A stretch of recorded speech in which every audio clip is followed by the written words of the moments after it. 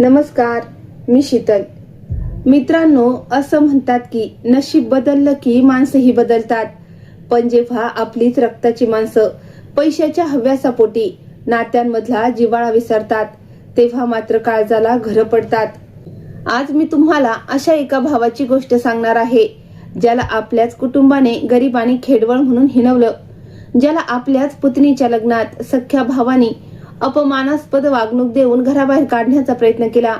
पण त्याच भावाने शेवटी आपल्या एका कृतीनं असं काही करून दाखवलं की अहंकाराच्या महालात राहणाऱ्या त्या श्रीमंताची मान आज शर्मेनं खाली झुकली.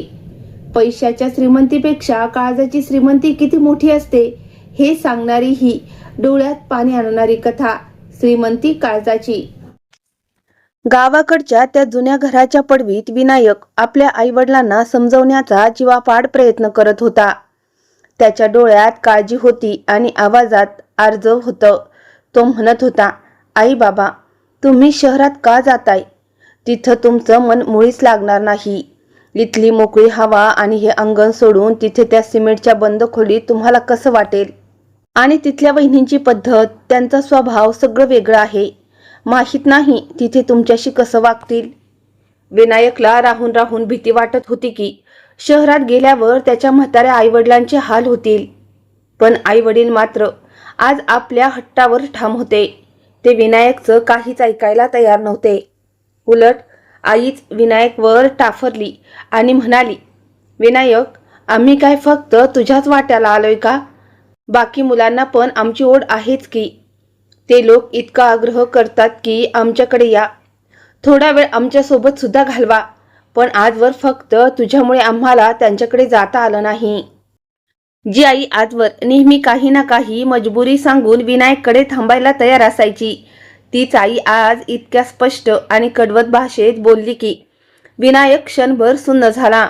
त्याने आपल्या आईला कधीच अशा रूपात आणि अशा चढ्या आवाजात बोलताना पाहिलं नव्हतं. त्याच्या मनात आईबद्दल एक अनामिक भीती आणि प्रचंड दुःख एकाच वेळी दाटून आलं. त्याला समजेना की ज्या आईसाठी त्याने रक्ताचं पाणी केलं, तीच आज अशी का वागते. विनायकची पत्नी सुनीता कोपऱ्यात उभं राहून हे सगळं शांतपणे पाहत होती. विनायक जेव्हा रागाने तिच्याकडे पाहू लागला की ती का गप्प आहे, तेव्हा सुनीताने फक्त डोळ्यांनीच त्याला काही बोलू नका असा इशारा केला. ती स्वतः पुढे झाली आणि आई वडिलांच्या बॅगा भरण्यात त्यांना मदत करू लागली. विनायकला पत्नीच्या या वागण्याचं खूप वाईट वाटलं. तो मनातून सुनीताला दोष देऊ लागला की तीच आई वडिलांना घराबाहेर काढायला जास्त घाई करते. पण सुनीताने नंतर त्याला बाजूला नेऊन अतिशय शांतपणे समजावलं. ती म्हणाली, अहो, रागवू नका. आई बाबांच्या मनात ही खंत आयुष्यभर राहील की त्यांनी इतर मुलांकडे वेळ घालवला नाही. त्यांना एकदा तिथलं जीवन पाहू द्या. मला खात्री आहे त्यांचं तिथं जास्त दिवस मन नाही लागणार. काही दिवस राहतील आणि त्यांना स्वतःहून गावाकडच्या या मातीची आणि माणसांची आठवण येईल. मग ते स्वतःहून परत येतील. निदान भविष्यात त्यांना तुमच्याबद्दल कोणती तक्रार तरी राहणार नाही की आपण त्यांना अडवून ठेवलं होतं. सुनीताचं म्हणणं विनायकला शेवटी पटलं. त्याने काळजावर दगड ठेवला आणि आई वडिलांना जाण्याची परवानगी दिली. ज्या दिवशी ते जाणार होते त्या दिवशी विनायकचा आवाज रडून रडून बसला होता. तो थरथरत्या आवाजात म्हणाला, आई बाबा, लवकर परत या. तुमच्याशिवाय या घराला घर पण नाही. आमचं तुमच्याशिवाय मन नाही लागणार. त्याच्या या शब्दातलं दुःख कुणालाही जाणवलं असतं. आईने एक क्षण विनायककडे पाहिलं. तिच्याही डोळ्याच्या कडा ओल्या झाल्या होत्या. पण तिने काहीच न बोलता महेशच्या गाडीत पाऊल ठेवलं. त्या दिवसानंतर आई वडील शहरात गेले, पण त्यांनी परत येण्याचं नावच घेतलं नाही. शहरातल्या त्या आधुनिक आणि चकचकीत वातावरणात गेल्यावर जणू त्यांच्या आयुष्याची पद्धतच बदलून गेली होती. तिकडच्या सोयी सुविधा पाहून त्यांना गावाकडचा विनायक आणि त्याचं साधं जगणं फार विसरायला झालं होतं. अशातच काही वर्षानंतर मोठ्या भावाच्या म्हणजेच महेशच्या मुलीचं लग्न ठरलं. शहरातल्या एका अतिशय महागड्या हॉलमध्ये लग्नाची जय्यत तयारी सुरू होती. एके दिवशी लग्नाच्या नियोजनावर चर्चा करताना महेश आपल्या आईवडिलांना म्हणाला, बाबा, आपण या लग्नाला विनायकला बोलवायचं नाही. त्याची गरिबी, त्याचे ते साधे कपडे आणि राहणीमान बघून आपल्या श्रीमंत पाहुण्यांसमोर आपली इज्जत जाईल. नाक कापली जातील. आश्चर्याची गोष्ट म्हणजे ज्या आईवडिलांनी विनायकच्या हाताने खाल्लं होतं त्यांनी सुद्धा महेशच्या या बोलण्याला होकार दिला. लग्नाचा दिवस उजाडला. सगळीकडे रोषणाई आणि श्रीमंतीचा थाट दिसत होता. पाहुण्यांची ये-जा सुरू असतानाच अचानक विनायक तिथे पोहोचला. त्याला पाहताच महेशचा पारा चढला. तो घाईघाईने विनायक जवळ गेला आणि सगळ्यांसमोर त्याचा अपमान करत ओरडला, तुला इथे कोणी बोलावलं? आमची अब्रू घालवायला आला आहेस का? चुपचाप इथून निघून जा. तिथे असलेले सगळे पाहुणे विनायककडे आणि त्याच्या भांडणाकडे पाहू लागले. विनायक मात्र शांत होता. त्याच्या चेहऱ्यावर रागापेक्षा एक खोल सात्विकता होती. त्याने काहीही उत्तर न देता आपल्या खिशातून एक पांढरा लिफाफा काढला आणि महेशच्या हातावर ठेवला. महेशने रागाने आणि तिरस्काराने तो लिफाफा फाडून उघडला. जसं त्याने त्यातील कागद पाहिलं तसे त्याचे डोळे विस्फारले आणि त्याचा श्वास अडकला. त्याला आयुष्यातला सर्वात मोठा धक्का बसला होता. कारण त्या पाकिटात महेशच्या हातातलं ते पाकिट थरथरत होतं. त्यातील तो कागद वाचताना त्याच्या डोळ्यासमोर आजवरचा सगळा काळ एखाद्या चित्रपटासारखा फिरू लागला. त्याला आठवू लागलं की गेल्या काही वर्षात विनायक सोबत त्यांनी किती वाईट व्यवहार केला होता आणि विनायकने मात्र प्रत्येक अपमान गिळून नातं जपण्याचा प्रयत्न केला होता.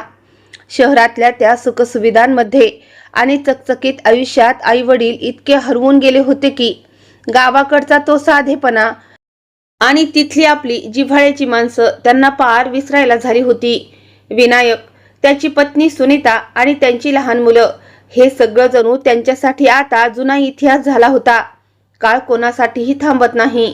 तसाच तो सरकत गेला आणि बघता बघता अनेक वर्ष उलटून गेली. विनायक मात्र आजही तसाच प्रेमळ होता. तो अनेकदा आईवडिलांना पुन्हा गावाकडे घेऊन येण्यासाठी शहरात जायचा. प्रत्येक वेळी तो मनात एक मोठी आशा घेऊन निघायचा की कदाचित यावेळी तरी आई बाबा माझ्यासोबत चालायला तयार होतील. पण प्रत्येक वेळी त्यांच्या पदरी निराशाच पडायची. आई वडील काही ना काही कारण सांगून येण्याचं टाळायचे. कधी म्हणायचे अजून काही दिवस राहतो मग बघू, तर कधी म्हणायचे इथली सोय सोडून तिथे कशाला यायचं. विनायक निमूटपणे त्यांची बोलणी ऐकून घ्यायचा, पण त्याचं काळीज आतून तुकडे तुकडे व्हायचं. हळूहळू विनायकने त्यांना वारंवार घरी येण्याबद्दल आग्रह करणं सोडून दिलं, पण त्याने त्यांना भेटायला जाणं मात्र सोडलं नाही. तो आपल्या नियमाप्रमाणे न चुकता शहरात जायचा. आई वडिलांच्या तब्येतीची विचारपूस करायचा. पण आता आई आणि बाबांची वागणूक पूर्वीसारखी राहिली नव्हती.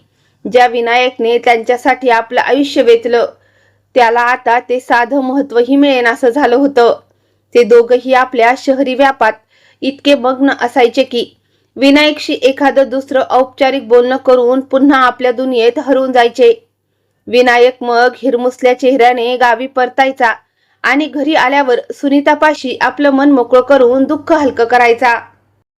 खरं तर विनायक ज्या गावात राहत होता ते त्याच्या वाडवडिलांचं गाव होतं. आई वडिलांनी आपलं अख्खं आयुष्य तिथेच घालवलं होतं. त्याचे सगळे भाऊ आणि बहीण तिथेच लहानाचे मोठे झाले होते. पण वेळ बदलली आणि प्रत्येकाने आपल्या वाटणीचा हिस्सा घेऊन शहराची वाट धरली. तिथे जाऊन प्रत्येकाने आपली वेगळी दुनिया वसवली होती. कोणाकडे मोठा बंगला होता तर कोणाकडे महागडी गाडी आणि भरभक्कम बँक बॅलन्स. सुखसोयींची कोणतीच कमी त्यांच्याकडे नव्हती. फक्त विनायकच होता जो मागे गावात राहिला होता. त्याने आपल्या वडिलांची इच्छा पूर्ण करण्यासाठी शेतीचा व्यवसाय निवडला होता. त्याला आपल्या जमिनीबद्दल प्रचंड ओढ होती. ती जमीन विकून शहरात जाण्याचा विचार त्याच्या मनाला कधी शिवला सुद्धा नाही.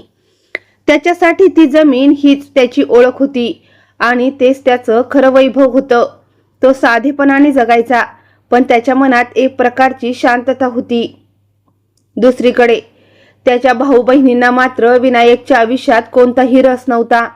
त्याला शेतीत किती कष्ट करावे लागतात किंवा त्याची नेमकी परिस्थिती काय आहे याचा अंदाज घेण्याची तसदीही त्यांनी कधी घेतली नाही. ते सगळे आपल्या श्रीमंतीच्या मस्तीत मग्न होते. फक्त विनायकच होता जो दर महिन्याला शहराचा फेरा मारायचा. तो आई वडिलांना भेटायला जाताना आणि आपल्या भाऊ बहिणींसाठी सुद्धा आवर्जून काही ना काही भेटवस्तू घेऊन जायचा. तो आपल्या ऐपतीप्रमाणे काही ना काही वस्तू खरेदी करायचा आणि मोठ्या प्रेमाने सगळ्यांना द्यायचा. पण अनेकदा असं व्हायचं की पुढच्या वेळी जेव्हा तो तिथे जायचा तेव्हा त्याने दिलेली ती भेटवस्तू घराच्या एखाद्या कोपऱ्यात धूळखात पडलेली असायची. त्यावर धूळ साचलेली असायची आणि कोणी तिला साधं हात लावण्याची तसदीही घेतली नसायची. हे दृश्य बघून विनायकचं मन खूप दुखावलं जायचं. पण तो कधीच कोणाकडे तक्रार करायचा नाही. तो निमूटपणे सगळा अपमान सहन करायचा. इतकंच काय, त्याच्या भाऊ बहिणींची मुलं सुद्धा विनायकपासून लांब लांब राहायची. त्यांना आपला हा साधा खेडवळ काका अजिबात आवडत नसे. विनायकचा पेहराव अगदी साधा असायचा.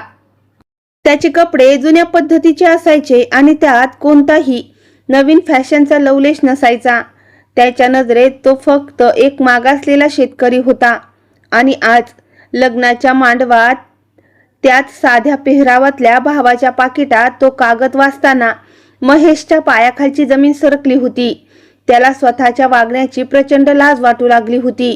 कारण त्या पाकिटात विनायकच्या साध्या पेहरावातून त्याची गरिबी स्पष्ट झळकायची आणि याच कारणामुळे घरातील लहान मुलं सुद्धा त्याच्या जवळ जायला घाबरत असत. विनायक जेव्हा प्रेमाने त्यांच्याजवळ बसायचा प्रयत्न करायचा तेव्हा ती मुलं काही ना काही बहाणा करून तिथून उठून जायची. कोणी मोबाईलमध्ये गुंतल्याचं नाटक करायचं तर कोणी दुसरं काहीतरी काम असल्याचं सांगून सटकून जायचं. विनायक हे सगळं उघड्या डोळ्यांनी पाहायचा पण कधीच काही बोलायचा नाही. तो फक्त एक केविलवाणं स्मितहास्य करायचा आणि आपल्या मनाची समजूत काढायचा. त्याच्या डोळ्यात एक खोल उदासी लपलेली असायची पण ती वाचण्याची तसदी कोणालाच नव्हती. तो मनातल्या मनात विचार करायचा, हीच का ती नाती ज्यांच्यासाठी मी एवढं सगळं करतोय? हीच का ते लोक आहेत ज्यांना भेटण्यासाठी मी दर महिन्याला इतक्या लांबचा प्रवास करून येतो? पण बदल्यात त्याला काय मिळायचं? फक्त दुर्लक्ष आणि अपमान. तरीही विनायक आपल्या कर्तव्यापासून कधीच मागे हटला नाही.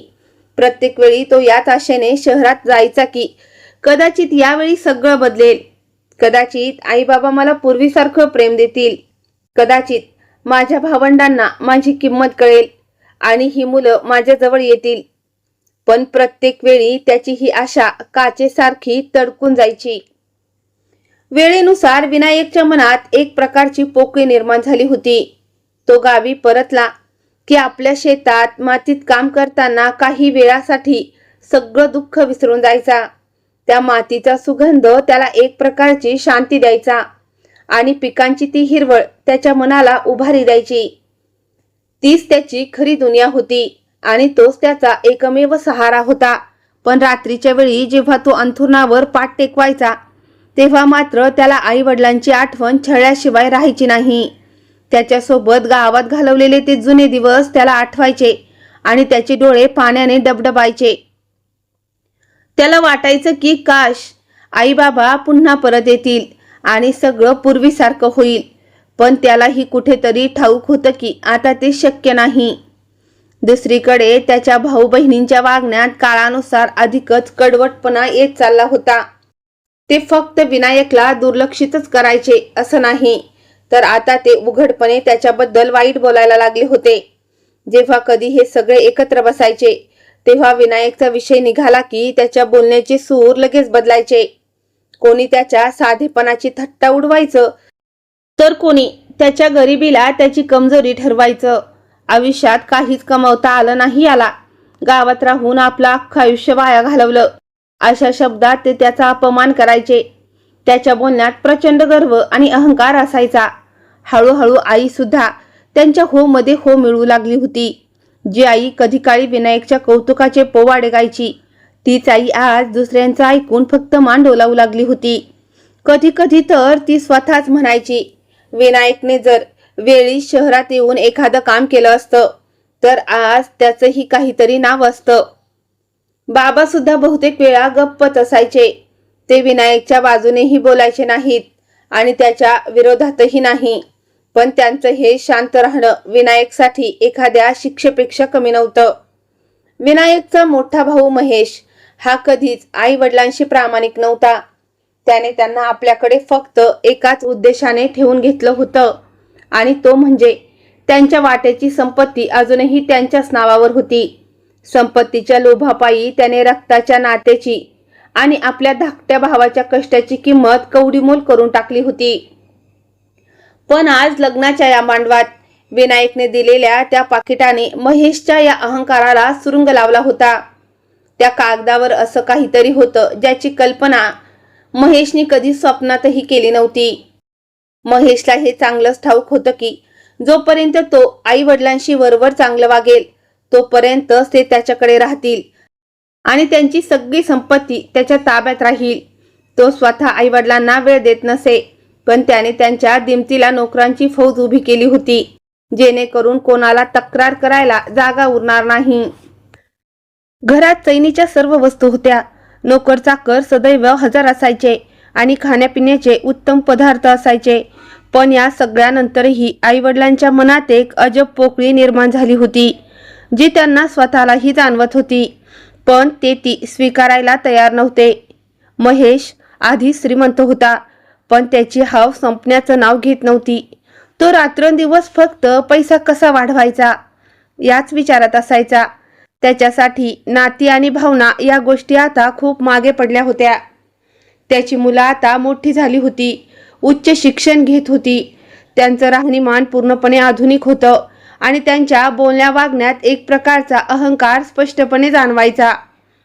त्यांना आपल्या श्रीमंतीचा मोठा अभिमान होता आणि आपल्या स्तराला न शोभणाऱ्या कोणत्याही व्यक्तीला ते आपल्याजवळ उभं करायला सुद्धा तयार नव्हते.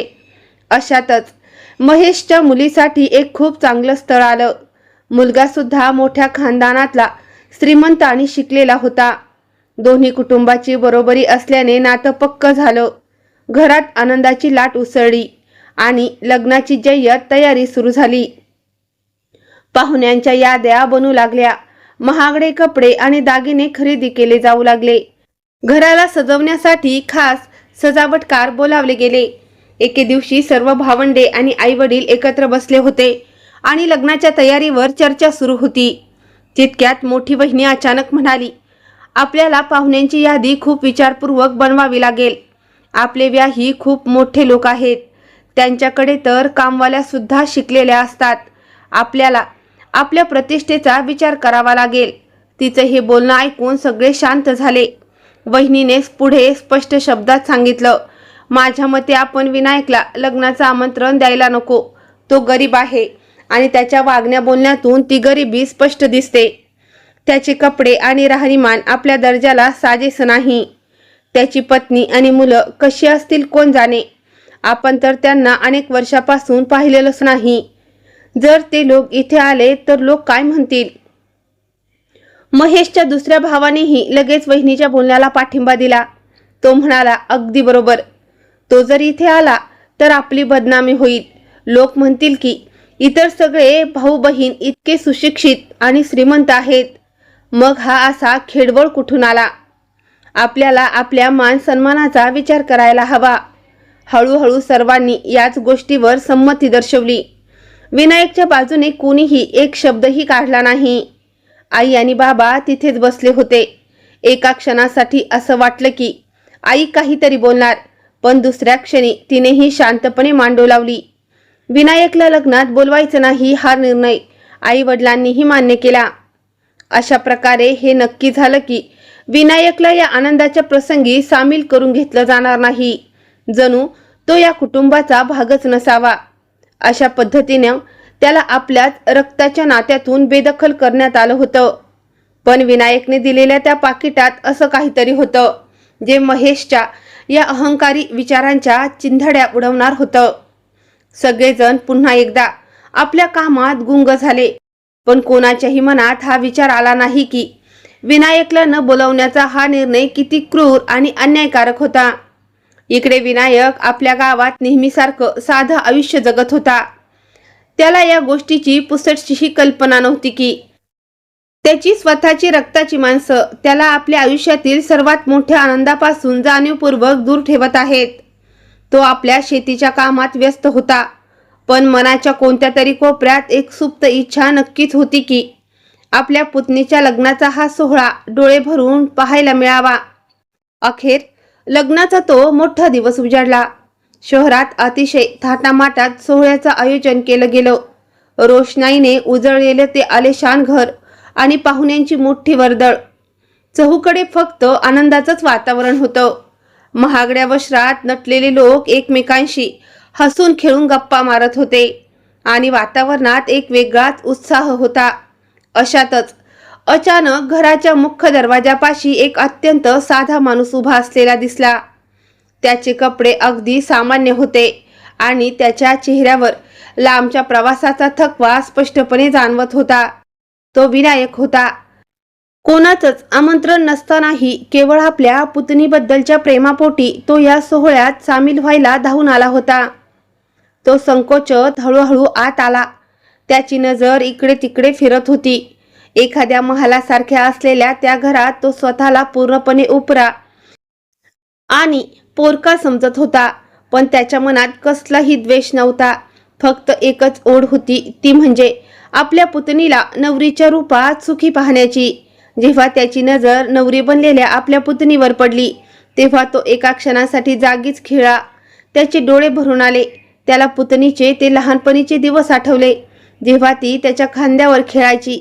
आज ती इतकी मोठी झाली होती की तिचं लग्न होतंय आणि दुर्दैवी असं की याच आनंदाच्या क्षणी विनायकला तिथे एका अनोळख्यासारखं उभं राहावं लागत होतं. सगळं घर प्रकाशाने झळाळून निघालं होतं.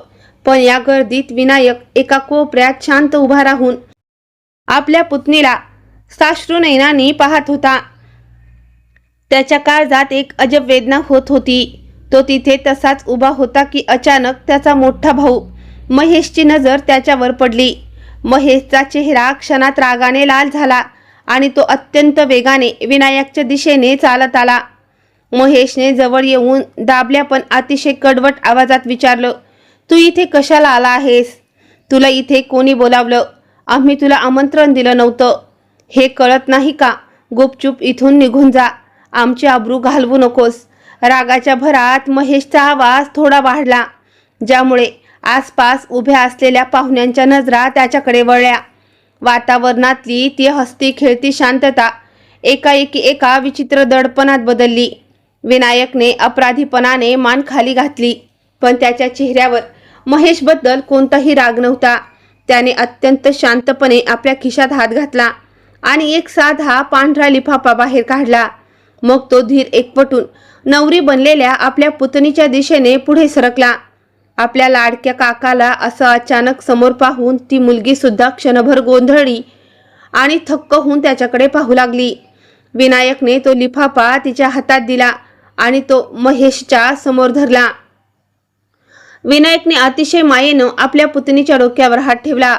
त्या स्पर्शात अनेक वर्षाचं साचलेलं प्रेम आणि जिव्हाळा सामावलेला होता. त्याने तो पांढरा लिफाफा तिच्या हातात टेकवला आणि काहीही न बोलता तो शांतपणे माघारी वळला. तो दरवाजाच्या दिशेने 4 पावलं चालला असेल की त्या मुलीने कुतूहलापोटी तो लिफाफा उघडला. लिफाफा उघडताच त्यातून एक चमकणारी हिऱ्याची अंगठी आणि 2 लाख रुपयांचा चेक खाली पडला. हॉलमध्ये उपस्थित असलेले सर्व पाहुणे हे पाहून थक्क झाले. महेशचे डोळे विस्फारले. त्याचे इतर भाऊ बहीणही आश्चर्याने एकमेकांकडे पाहू लागले. जे लोक आतापर्यंत विनायकला एक गरीब आणि सामान्य शेतकरी समजून त्याची थट्टा उडवत होते, ते आज त्याच्या या उदारपणामुळे सुन्न झाले होते. नवरीच्या हाताला कंप सुटला. तिने खाली वाकून ती अंगठी उचलली. त्या चमकणाऱ्या हिऱ्याकडे पाहताच तिच्या मनात बालपणीच्या आठवणींचा पूर आला. तिला आठवलं की जेव्हा ती छोटी होती तेव्हा ती नेहमी विनायक काकांच्या खांद्यावर चढून खेळायची आणि हट्ट करायची की काका, मला लग्नात हिऱ्याची अंगठी हवी बरं का? आणि विनायक हसून म्हणायचा, हो बाळा, तुझ्या लग्नात तुझा काका तुला नक्की हिऱ्याची अंगठी देईल. आज तो जुना शब्द सत्यात उतरला होता. त्या मुलीच्या डोळ्यातून घळाघळा पाणी वाहू लागलं. ती सगळं भान विसरून धावत विनायककडे गेली आणि त्याच्या गळ्यात पडून ढसढसा रडू लागली. तिचे अश्रू विनायकचा खांदा भिजवत होते. विनायकने शांतपणे डोळे मिटले आणि मायेने तिच्या डोक्यावरून हात फिरवला. त्याच्या चेहऱ्यावर एक समाधान होतं, जणू त्याने आपलं कर्तव्य आज पूर्ण केलं होतं. हे पाहून महेशची पावलं स्वतःहून विनायकच्या दिशेने वळली. त्याच्या चेहऱ्यावर आता रागाऐवजी पश्चातापाचे भाव होते. तो विनायक जवळ आला आणि अतिशय धीम्या आवाजात म्हणाला, आम्हाला माफ कर. आम्ही तुला ओळखायला मोठी चूक केली. इतर भाऊ बहीणही मान खाली घालून विनायकच्या जवळ आले. कोणापाशीही बोलण्यासाठी शब्द उरले नव्हते. आई आणि बाबाही पुढे आले. आईच्या डोळ्यातून अश्रू वाहत होते. तिने विनायकचा चेहरा आपल्या हातात घेतला आणि रडत म्हणाली, आम्ही तुझ्यावर खूप अन्याय केला रे. तू आमचा सर्वात गुणी आणि चांगला मुलगा आहेस. विनायकने स्मितहास्य करत आईबाबांचे हात हातात घेतले. त्याच्या मनात कोणाबद्दलही आकस नव्हता. तो आजही तितकाच शांत होता. आता सगळ्यांना सत्य परिस्थिती उमजली होती की विनायक केवळ साधेपणाने राहणारा माणूस नव्हता, तर तो एक यशस्वी आणि सधन शेतकरी होता. त्याची शेती खूप चांगली होती आणि तो आपल्या इतर भावंडांपेक्षाही जास्त कमवत होता. पण त्याने कधीही आपल्या संपत्तीचं प्रदर्शन केलं नाही. त्याला साधेपणाच आवडायचा. ज्या लोकांनी आत्तापर्यंत त्याला दुर्लक्षित केलं होतं तेच आज त्याच्या भोवती आदराने उभे होते. पुतणी अजूनही त्याला बिलगून रडत होती. तिने अश्रू पुसत हसून म्हटलं, काका, तुम्ही तुमचा शब्द पाळलात. तुम्ही जगातील सर्वात चांगले काका आहात. विनायकने प्रेमाने तिच्या डोक्यावर हात ठेवला आणि म्हणाला, बाळा, सुखी राहा. एवढीच माझी ईश्वराकडे प्रार्थना आहे. क्षणार्धात तिथल्या वातावरणाचा नूरच पालटला होता. जिथे काही वेळापूर्वी अहंकार आणि पैशाचा गर्व होता, तिथे आता प्रेम आणि जिव्हाळ्याने जागा घेतली होती. लग्नाच्या हॉलमध्ये उपस्थित असलेले प्रत्येक जण हे दृश्य पाहून भावुक झालं होतं. मोठा भाऊ महेश पुढे झाला आणि त्याने विनायकला घट्ट मिठी मारली. त्याच्या डोळ्यात अश्रू होते आणि मनात प्रचंड पश्चाताप. तो गहिवरलेल्या आवाजात म्हणाला, विनायक, आजच्या नंतर तू कधीच आमच्यापासून दूर राहणार नाहीस. हे घर जेवढं माझं आहे तितकंच तुझं सुद्धा आहे. विनायक काहीच बोलला नाही. त्याने फक्त शांतपणे मांडो लावली. त्याच्यासाठी एवढंच पुरेसं होतं की त्याची तुटलेली नाती पुन्हा एकदा जोडली गेली होती. विनायकच्या त्या एका साध्या आणि प्रेमळ वागण्याने वर्षानुवर्षाचा दुरावा एका क्षणात संपून टाकला होता. मनातले सगळे गैरसमज दूर झाले होते आणि नात्यांमध्ये पुन्हा एकदा प्रेमाचा ओलावा परतला होता. हा आनंदाचा आणि समाधानाचा क्षण तिथल्या प्रत्येकाच्या मनात कायमस्वरूपी कोरला गेला. एका साध्या शेतकऱ्याने आपल्या श्रीमंत भावांना आणि आई वडिलांना हे शिकवलं होतं की श्रीमंती ही पैशात नसून ती काळजाच्या मोठेपणात असते. विनायकच्या त्या एका शांत कृतीने आज संपूर्ण कुटुंबाला आरसा दाखवला होता. ज्याला ते ओझं समजत होते तोच आज त्यांच्यासाठी अभिमान ठरला होता. माणसाची खरी श्रीमंती त्याच्या बँक बॅलन्सवरून नाही, तर त्याच्या संस्कारावरून आणि काळजाच्या मोठेपणावरून ठरते. पैसा येतो आणि जातो, पण कठीण काळात पाठीशी उभी राहतात ती फक्त नाती आणि दिलेला शब्द. म्हणून माणसांना त्याच्या परिस्थितीवरून नाही, तर त्याच्या मनावरून ओळखा. मित्रांनो, विनायकने फक्त हिऱ्याची अंगठीच दिली नाही, तर आपल्या भावांच्या डोळ्यावरील अहंकाराची पट्टी सुद्धा कायमची दूर केली. ही गोष्ट तुम्हाला कशी वाटली? तुमच्या आयुष्यातही अशी एखादी व्यक्ती आहे का जी साधेपणाने राहते पण तिचं मन मात्र हिऱ्यासारखं चमकतंय? कमेंट्स मध्ये नक्की सांगा. जर ही कथा तुम्हाला आवडली असेल तर व्हिडिओला लाईक करा आणि आपल्या माणसांसोबत हा व्हिडिओ शेअर करायला विसरू नका. अशाच नवनवीन आणि प्रेरणादायी सत्य कथा पाहण्यासाठी आपल्या ट्रू स्टोरी चॅनलला नक्की सबस्क्राईब करा. पुन्हा भेटूया अशाच एका अर्थपूर्ण गोष्टी सोबत. तोपर्यंत पाहत रहा ट्रू स्टोरी. धन्यवाद.